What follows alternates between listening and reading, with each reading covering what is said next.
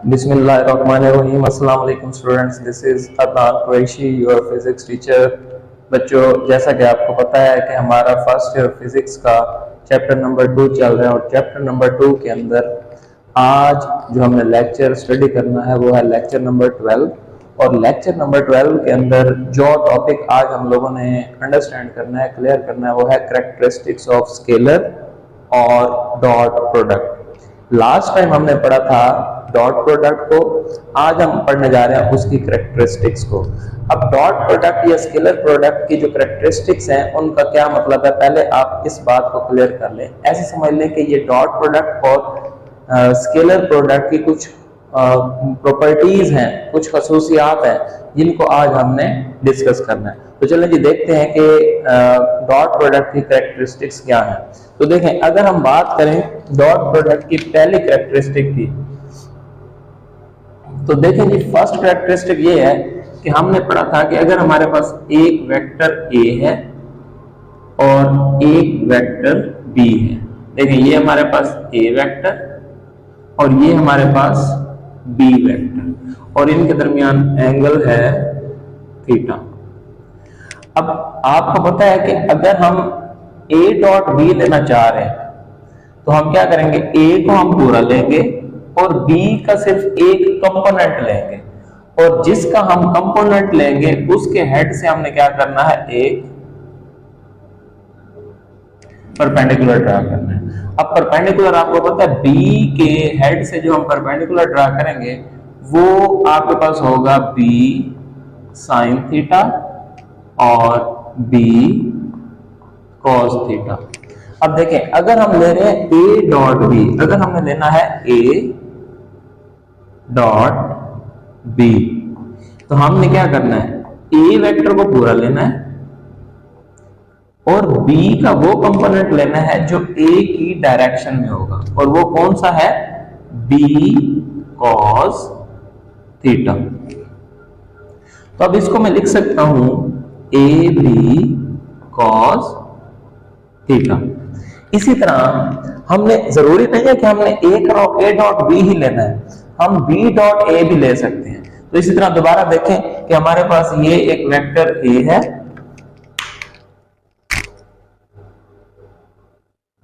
और ये एक वेक्टर बी है, ये ए वेक्टर और ये बी वेक्टर, ठीक है, और इनके दरमियान एंगल थीटा। अब यहां पे हमने लेना है बी डॉट ए। तो जब हम बी डॉट ए लेंगे तो बी हम पूरा लेंगे और ए का सिर्फ एक कंपोनेंट लेंगे जो बी की डायरेक्शन में होगा। और जब ऐसी सिचुएशन आपने करनी है तो आपने क्या करना है, आपने ए के हेड से परपेंडिकुलर ड्रा करना है और फिर ए के दो कंपोनेंट बनेंगे, एक कंपोनेंट बनेगा बी साइन थीटा और दूसरा कंपोनेंट बनेगा बी ए साइन थीटा और ए कॉस थीटा। अब देखें, अगर हम ले रहे हैं बी डॉट ए, हम ले रहे हैं बी डॉट ए, तो हम क्या करेंगे, बी वेक्टर पूरा लेंगे और ए का वो कंपोनेंट लेंगे जो बी की डायरेक्शन में है, यानी ए कॉस थीटा। अब देखें, हमें पता है कि ये स्केलर प्रोडक्ट है और स्केलर प्रोडक्ट का जो आंसर होता है वो स्केलर क्वांटिटी होता है। अब वो बेशक बी ए cos थीटा हो या ए बी cos थीटा हो, एक ही बात है। मतलब हम यहाँ पर बी डॉट ए को भी लिख सकते हैं ए बी cos थीटा। अब अगर हम इन दो रिजल्ट्स को देखें तो हमें क्या बात समझ आती है कि A dot B is equal to B dot A. ये बात हमें यह बताती है कि डॉट प्रोडक्ट और स्केलर प्रोडक्ट इज कम्यूटेटिव। अब आपकी पहली कैरेक्टरिस्टिक जो है ये बिल्कुल क्लियर हो गई है कि हमने क्या कहना है कि हमारे पास जो डॉट प्रोडक्ट है, जो स्केलर प्रोडक्ट है, ये क्या होती है, कम्यूटेटिव होती है। तो हम कह सकते हैं सो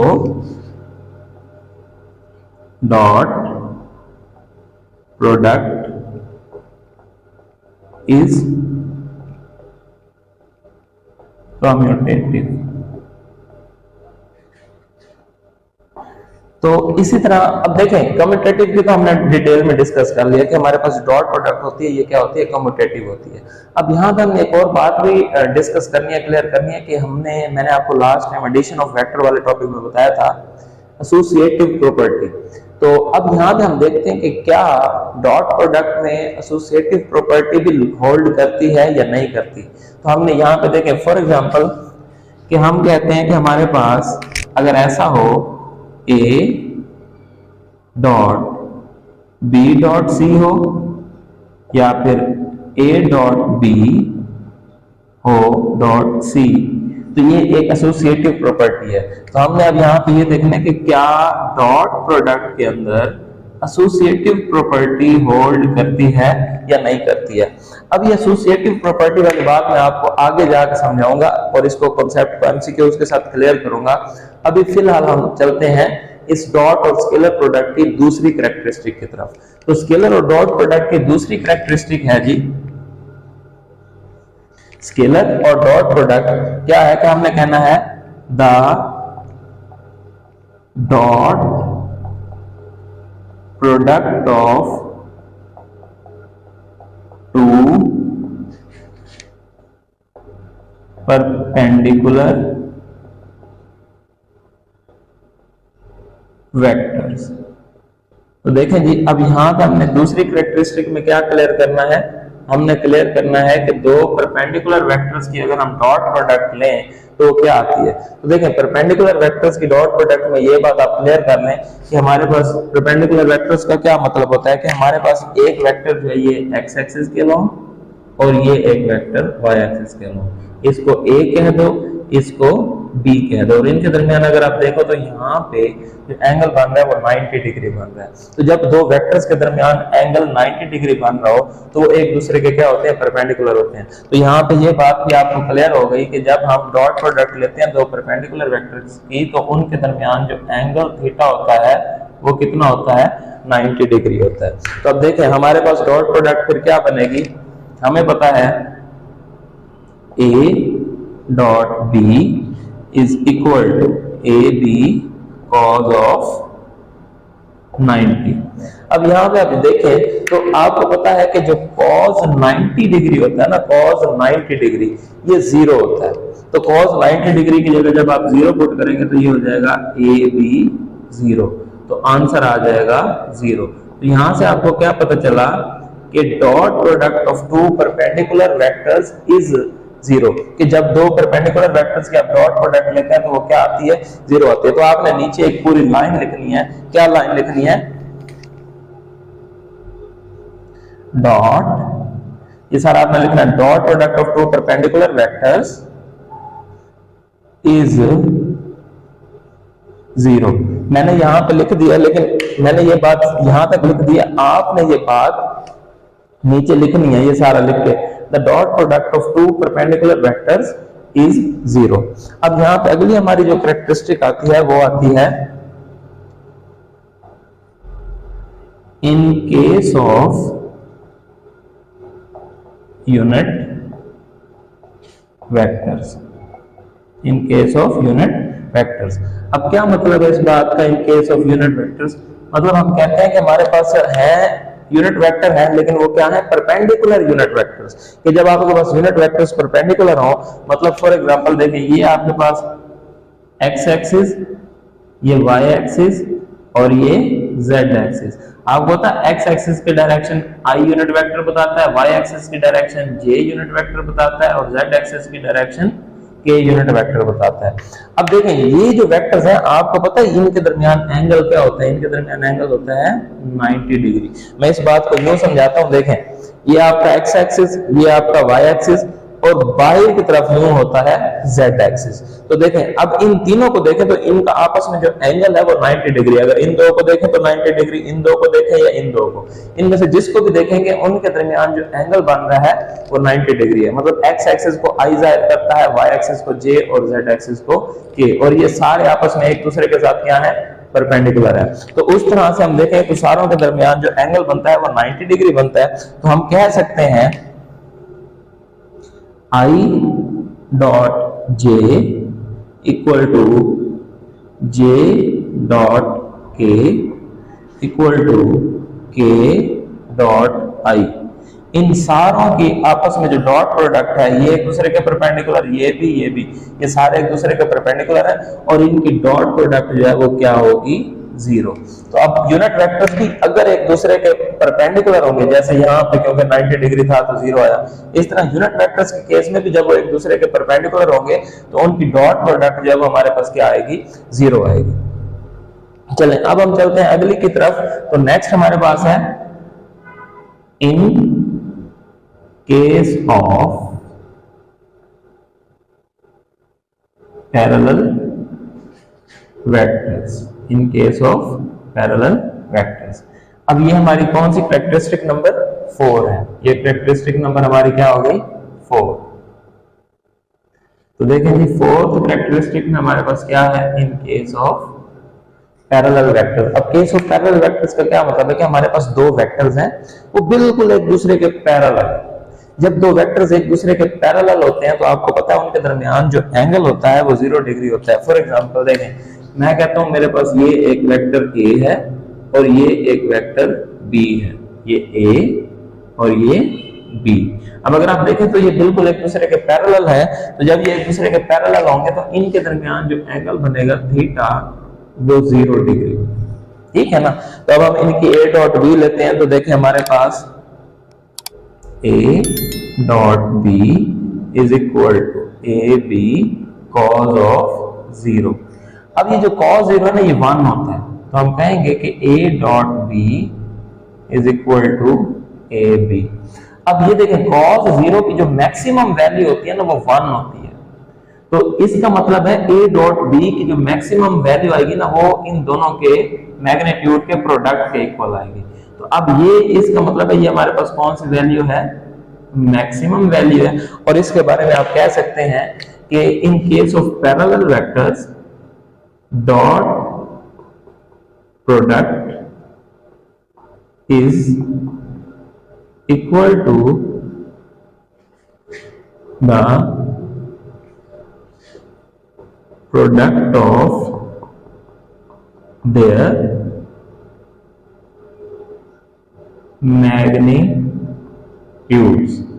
डॉट प्रोडक्ट क्या होती है, उनके मैग्नीट्यूड्स के इक्वल होती है। मतलब दो वेक्टर्स की, दो पैरेलल वेक्टर्स की अगर आप डॉट प्रोडक्ट लें तो वो क्या होती है कि उसका आंसर जो उन्हीं दो वेक्टर्स के मैग्नीट्यूड की प्रोडक्ट के इक्वल होता है, और ये डॉट प्रोडक्ट में मैक्सिमम आंसर होता है। ये एमसीक्यूज के लिहाज से भी बात इंपॉर्टेंट है कि आपका आंसर क्या होता है, मैक्सिमम होता है। अब इसी तरह हम बात करते हैं फिफ्थ कैरेक्टरिस्टिक की, तो वो क्या है, इन case of parallel unit vectors.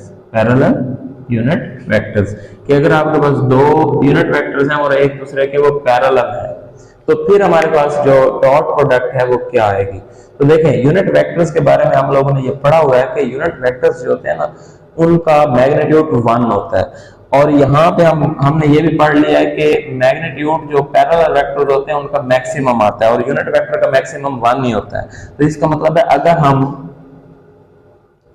I dot I लें, J डॉट J लें या K डॉट K लें, तो इनका जो आंसर आएगा वो क्या आएगा, 1 आएगा। क्यों? क्योंकि ये पैरेलल हैं और यूनिट वेक्टर्स हैं। तो पैरेलल यूनिट वेक्टर्स का जो मैग्नीट्यूड होता है वो 1 होता है। क्यों? क्योंकि अगर हम इसको I dot I into I cos of 0, cos 0 1, तो I का 1 तो आंसर 1 आएगा। तो इस तरह से हमने कहना है कि अगर पैरेलल यूनिट वेक्टर्स होंगे तो उनका जो मैग्नीट्यूड या उनका आंसर होता है वो क्या होता है, 1 होता है, और इसको हम मैक्सिमम भी बोल सकते हैं। अब उसके बाद हम आ जाती है इन case of anti parallel vectors. तो अगली हमारे पास फिफ्थ कैरेक्टरिस्टिक क्या होगी, इन case of anti parallel vectors. ठीक हो गया। तो इन case of anti parallel vectors हम देखते हैं कि अगर हमारे पास दो वेक्टर्स हो और वो एक दूसरे के एंटी पैरेलल हो, मतलब हमारे पास एक वेक्टर A है और एक वेक्टर B है। तो देखिए ये A वेक्टर और ये बी वेक्टर। अब ये एंटी पैरेलल है और हमें पता है कि जब दो वेक्टर्स एंटी पैरेलल हो तो उनके दरमियान जो एंगल होता है थीटा वो 180 डिग्री होता है। जब वेक्टर्स क्या हो, एंटी पैरेलल हो, एक दूसरे के अपोजिट हो, तो उनके दरमियान जो एंगल थीटा है वो क्या होता है, 180 डिग्री होता है। अब जब एंगल 180 डिग्री होता है तो हम देख लेते हैं कि हमारे पास A dot B is equal to AB cos of 180। अब हमें पता है कि cos 180 जो है ये क्या होता है, -1 होता है, तो ये हो जाएगा माइनस AB। तो A डॉट B क्या आया, माइनस AB आया। तो यहाँ पे हम कह सकते हैं कि in case of anti parallel vectors, कि एंटी पैरेलल वेक्टर्स के केस में भी जो दो वेक्टर्स की डॉट प्रोडक्ट है वो उनके मैग्नीट्यूड्स के प्रोडक्ट के इक्वल होती है, लेकिन उनकी डायरेक्शन जो है वो क्या होती है, अपोजिट होती है। तो यही बात हम लिख लेते हैं कि इन anti parallel vectors dot product is equal to product of their magnitudes, product of their magnitudes, but in opposite direction. तो देखेंगे ये हमारी हो गई कुछ कैरेक्टरिस्टिक्स। अब नेक्स्ट कैरेक्टरिस्टिक हम करेंगे, लेकिन नेक्स्ट कैरेक्टरिस्टिक को करने से पहले हम इस कॉन्सेप्ट को क्लियर कर लेते हैं कि क्या डॉट प्रोडक्ट और स्केलर प्रोडक्ट में एसोसिएटिव लॉ या एसोसिएटिव प्रॉपर्टी होल्ड करती है या नहीं। तो इस बात को मैं एक इंपॉर्टेंट एमसीक्यू से समझाता हूं। तो चलें जी, अब हम चलते हैं अपने एमसीक्यूज की तरफ। तो देखें जी, जैसा कि मैंने आपको बताया कि अब हम देखते हैं कि स्केलर प्रोडक्ट और डॉट प्रोडक्ट में एसोसिएटिव प्रॉपर्टी एग्जिस्ट करती है या नहीं करती। मतलब स्केलर प्रोडक्ट और डॉट प्रोडक्ट में अगर हम देखें तो एसोसिएटिव लॉ होल्ड करता है या नहीं करता। तो इस कॉन्सेप्ट को हम क्लियर करते हैं एक बहुत ही इंपॉर्टेंट एमसीक्यू से। तो देखिए हम करते हैं जी एमसीक्यूज। तो वो कहता है associative property for dot product, associative property for dot product holds, does not hold or does not exist। अब इस बात को हम क्लियर करते हैं यहां से।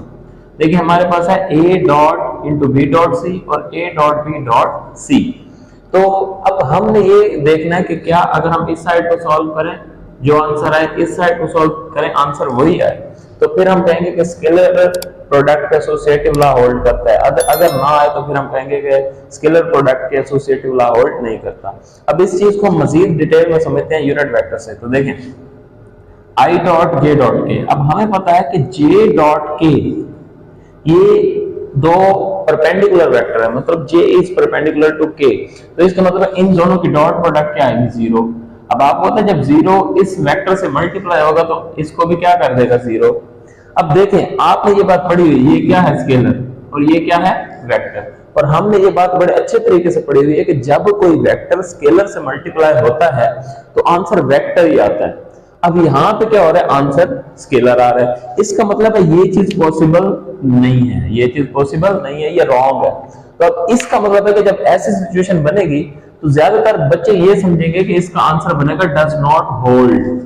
अब जो बच्चे डज नॉट होल्ड कह रहे हैं वो क्यों कह रहे हैं, क्योंकि ये सॉल्व नहीं हुआ। लेकिन यहाँ पे बच्चे एक बात भूल रहे हैं कि डज नॉट होल्ड का मतलब है कि हमने लेफ्ट हैंड साइड सॉल्व की, राइट हैंड सॉल्व की, उन दोनों का आंसर इक्वल नहीं आया, तो फिर हम कहेंगे डज नॉट होल्ड। लेकिन यहाँ पे तो आंसर पॉसिबल ही नहीं है, मतलब हमने सॉल्व किया वो सॉल्व ही नहीं हुआ, तो इसलिए हम कहेंगे कि डज नॉट एग्जिस्ट। तो इसका सही जो प्रॉपर आंसर है वो क्या है, डज नॉट एग्जिस्ट, क्योंकि उसका आंसर आया ही नहीं है। तो यहां से आपको एक बात ये पता चल गई कि डॉट प्रोडक्ट और स्केलर प्रोडक्ट में एसोसिएटिव लॉ जो है वो होल्ड नहीं करता। अब अगली बात है, एक और एमसीक्यू है ये वाला, वो कहता है dot product is maximum for which angle. और कहता है अगर हम दो वेक्टर्स की डॉट प्रोडक्ट लें तो किस एंगल पर उनकी जो डॉट प्रोडक्ट है वो मैक्सिमम आंसर देगी। तो देखें अगर हम देखें तो हम डॉट प्रोडक्ट लेते हैं ना, आपको पता है a dot b is equal होता है ab cos थीटा, और अगर हम cos 0 लेना तो cos 0 1 होता है। तो मतलब 0 के केस में a dot B A B के इक्वल आता है। इस तरह अगर हम cos 90 लें तो वो 0 आता है, तो इसका मतलब है 90 के केस में a डॉट बी 0 आता है। इस तरह अगर हम a डॉट बी को 180 पे लें तो उसका आंसर माइनस ए बी आता है। अब यहां से बच्चे क्या समझते हैं, वो समझते हैं शायद मैक्सिमम आंसर जो है वो किस पे आ रहा है, 0 पे आ रहा है, तो वो इसका आंसर ए ऑप्शन टिक कर देते हैं। लेकिन यहाँ पे बच्चे एक बात बोल रहे हैं कि वेक्टर्स के केस में जो नेगेटिव साइन है वो सिर्फ डायरेक्शन बताता है। अगर हम देखें प्रैक्टिकली तो ए बी और ये वाला ए बी आपस में इक्वल है, बस क्या है कि इस वेक्टर की जो डायरेक्शन है इसकी डायरेक्शन उसके अपोजिट है। तो इसका मतलब है अगर हम देखें तो हमारा ये भी आंसर हो सकता है, इस पे भी डॉट प्रोडक्ट मैक्सिमम है, और हमारा ये भी आंसर हो सकता है क्योंकि इस पे भी हमारी डॉट प्रोडक्ट क्या है, मैक्सिमम है। तो इसके लिए हमारे पास फिर एक और ऑप्शन हमें लिखनी पड़ेगी, वो क्या होगी, बोथ ए एंड सी। तो ये इसका जो है ये राइट और करेक्ट आंसर है। तो देखें अब आपको पता चल गया कि इस केस में हमारा राइट आंसर क्या था, सी, और इस केस में हमारा राइट आंसर क्या है, डी। तो ये बहुत ही इंपॉर्टेंट एमसीक्यूज है। अब नेक्स्ट हम चलते हैं नेक्स्ट कैरेक्टरिस्टिक की तरफ। तो हमने इसकी लास्ट टाइम हमने 5-6 कैरेक्टरिस्टिक पढ़ ली थी, तो हम इसकी नेक्स्ट कैरेक्टरिस्टिक देखते हैं। तो नेक्स्ट कैरेक्टरिस्टिक क्या है, वो हम कह सकते हैं डॉट प्रोडक्ट ऑफ, या सॉरी इसको हम कह सकते हैं self dot product of two vectors. Self dot product of A vector, हम ये कह सकते हैं कि self dot product of A vector, कि हमारे पास एक वेक्टर है, उस वेक्टर की उसके अपने साथ अगर हम डॉट प्रोडक्ट लें तो हमारे पास आंसर क्या आएगा, इसको हम बोलते हैं self dot product of vector. मतलब अगर हमारे पास एक वेक्टर है, उस वेक्टर की डॉट प्रोडक्ट लें उसके अपने साथ, तो फिर हमारे पास आंसर क्या आएगा। तो देखें मैं कहता हूं मेरे पास एक वेक्टर है ए, अब मैं उस ए वेक्टर की डॉट प्रोडक्ट लेता हूं दोबारा ए के साथ, तो आपको पता है ए का मैग्नीट्यूड ए बनेगा, इस ए का मैग्नीट्यूड ए बनेगा, और सेल्फ डॉट प्रोडक्ट है तो ये आ जाएगा cos। और आपको पता है जब सेम वेक्टर हो तो वो पैरेलल होता है और उनके दरमियान एंगल 0 होता है। अब आपने ये बात पढ़ी हुई है कि cos 0 डिग्री 1 होता है, तो a इंटू ए ये आ जाएगा a का स्क्वायर। तो जब हमने सेल्फ डॉट प्रोडक्ट ली दो वेक्टर्स की, तो उसका आंसर क्या आया, स्क्वायर, उनके मैग्नीट्यूड के स्क्वायर के इक्वल आया। तो हम कहेंगे self dot product of a vector is equal to square of its magnitude। तो यहां से हमें क्या पता चला कि सेल्फ डॉट प्रोडक्ट एक वेक्टर के क्या आती है, उसके वेक्टर्स के मैग्नीट्यूड के स्क्वायर के इक्वल आती है। तो यहां से अब ये इंपॉर्टेंट एमसीक्यूज भी हैं, लॉन्ग क्वेश्चन भी बनता है और बात ये शॉर्ट क्वेश्चन में भी इसमें से आ जाता है। अब हमारे पास एक लास्ट कैरेक्टरिस्टिक रह गई है और लास्ट कैरेक्टरिस्टिक बहुत ही इंपॉर्टेंट है, मैं उसको डिटेल में समझाऊंगा, आपने जरा गौर से सुनना है। तो देखें अब हमारे पास लास्ट है dot product in terms of rectangular components. कि अब हमने क्या करनी है, दो वेक्टर की डॉट प्रोडक्ट लेनी है, लेकिन किस फॉर्म में, इन टर्म्स ऑफ रेक्टेंगुलर कंपोनेंट्स।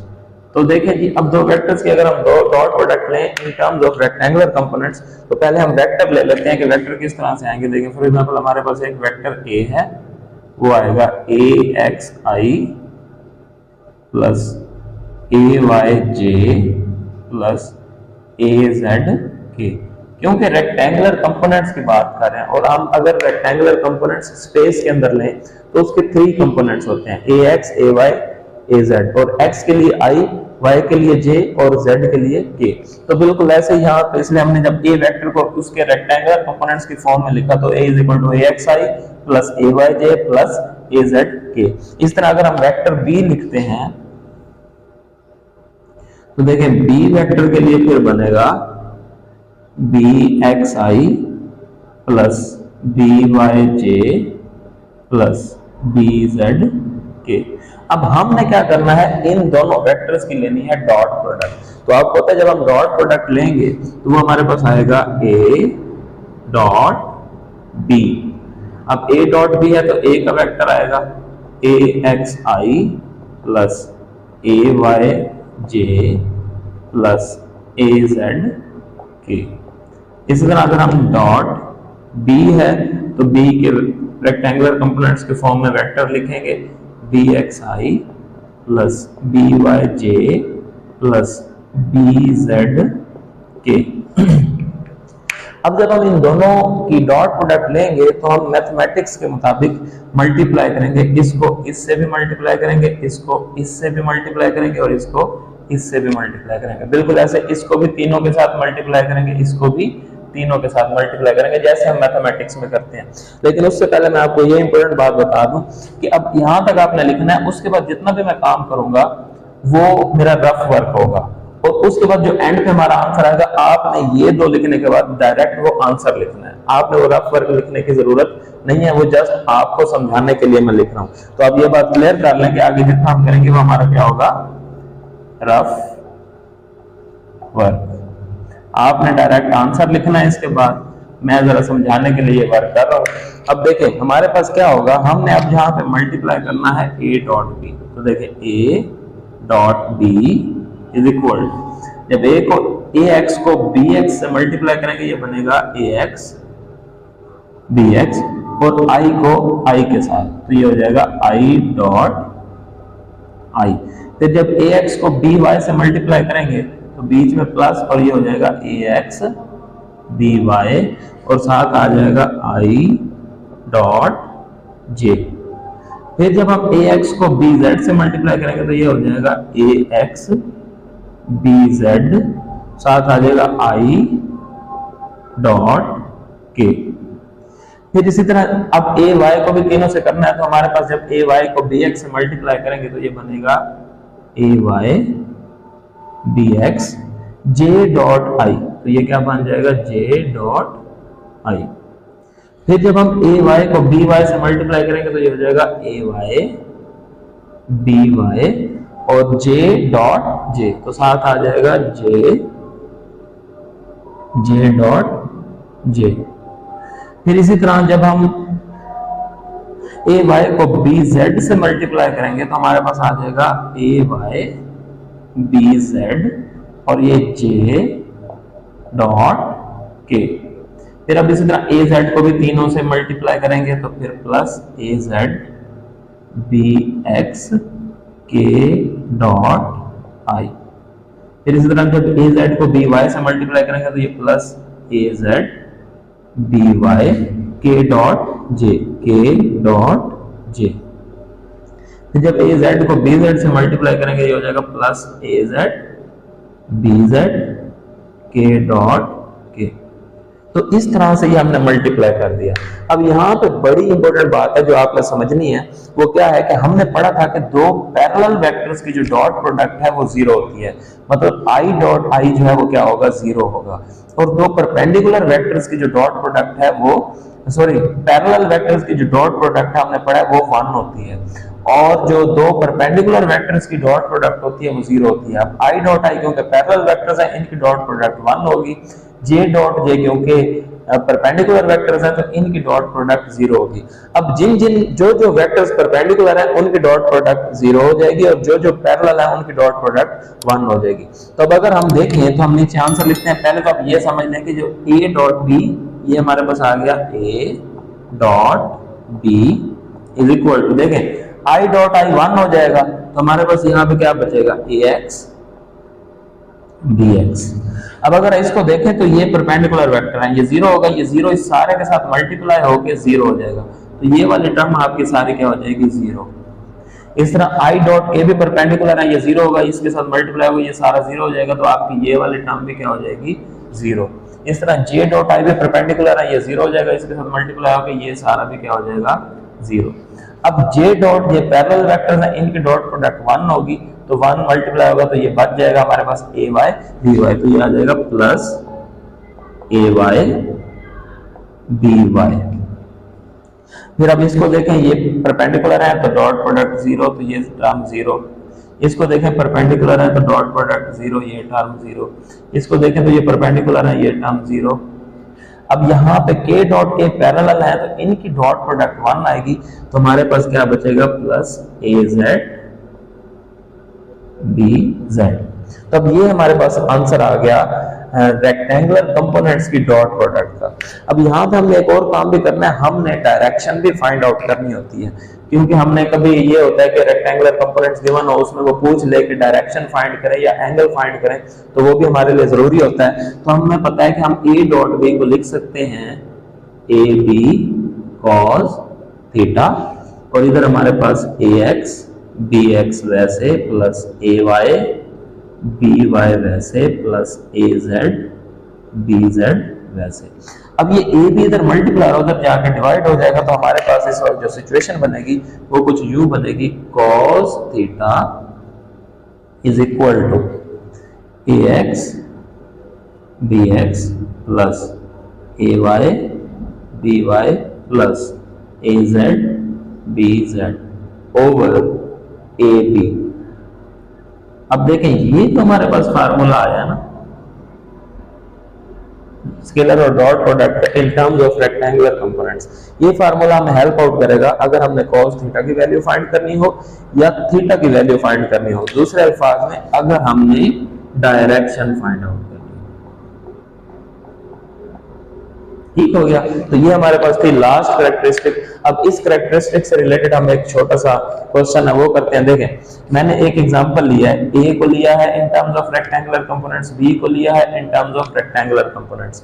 अब हमने जब ए डॉट बी लेना तो हमने पढ़ा है कि I dot I one J dot J one के डॉट के वन, उसके अलावा आई को जे से करें या आई को के से करें तो वो सारे के सारे ऑटोमेटिकली 0 हो जाएंगे। तो डॉट प्रोडक्ट के अंदर ये आप रूल बना लें कि जब भी हम डॉट प्रोडक्ट लेंगे तो हमने ना बाकी वेक्टर्स को वैसे इग्नोर कर देना क्योंकि वो 0 हो जाते हैं। तो अपने आई को आई से, जे को जे से और के को के से मल्टीप्लाई करके आपने आंसर निकालना होता है। जब पहले को पहले से करेंगे तो आई डॉट आई 1 और 1 4 4, फिर जे को जे से करेंगे जे डॉट जे 1 और 1 1 1, फिर यहाँ पे प्लस माइनस माइनस 5 1 5 और k डॉट के 1। अब जब हमने इसको सॉल्व किया तो आंसर आया 0। अब ये एक बड़ी इंपॉर्टेंट बात है कि इस केस में हमारे पास a डॉट b 0 आया। अब ये कोई आम बात नहीं है, a डॉट b 0 आने का मतलब है कि ये हमें एक बहुत अच्छा कॉन्सेप्ट दे रहा है कि अगर आपको दो वेक्टर्स गिवन हो, आप देखना चाहते हैं कि वो दो वेक्टर्स आपस में परपेंडिकुलर हैं या नहीं है, तो उसके लिए आपके पास बड़ा आसान सा टेस्ट है कि आप उन दो वेक्टर्स की डॉट प्रोडक्ट ले लें। अगर तो उन दो वेक्टर्स की डॉट प्रोडक्ट 0 आ जाए तो इसका मतलब है वो दोनों वेक्टर्स एक दूसरे के ऊपर परपेंडिकुलर है, और अगर उनकी डॉट प्रोडक्ट 0 ना आए तो इसका मतलब है वो दोनों वेक्टर्स एक दूसरे के ऊपर परपेंडिकुलर नहीं है। तो इसका मतलब है डॉट प्रोडक्ट एक बड़ा जबरदस्त किस्म का टेस्ट है जो हमें ये टेस्ट करने में हेल्प करता है कि कोई से दो वेक्टर्स आपस में परपेंडिकुलर हैं या कोई से दो वेक्टर्स आपस में परपेंडिकुलर नहीं है। तो इसलिए वो कहता है कि dot product can be used to check whether two vectors are perpendicular or not। तो इस तरह से ही आज का हमारा लेक्चर कंप्लीट हुआ कैरेक्टरिस्टिक्स ऑफ स्केलर और डॉट प्रोडक्ट का। अगर आपको लेक्चर अच्छा लगा है तो आप प्लीज मेरे चैनल को सब्सक्राइब जरूर कर दें और बेल आइकन के बटन को जरूर प्रेस कर दें, ताकि जब मैं नेक्स्ट लेक्चर क्रॉस प्रोडक्ट के ऊपर अपलोड करूं तो वो आप लोगों तक पहुंच सके। और इसके साथ साथ अगर मेरे लेक्चर के दौरान आपके माइंड में कोई क्वेश्चन रह जाता है जो आपको लगता है कि आपको समझ नहीं आया या आप पूछना चाह रहे हैं, तो नीचे कमेंट सेक्शन में आप जरूर क्वेश्चन करें और मैं इंशाल्लाह आपको उसका जरूर आंसर दूंगा। तो अब नेक्स्ट लेक्चर तक के लिए अल्लाह हाफिज।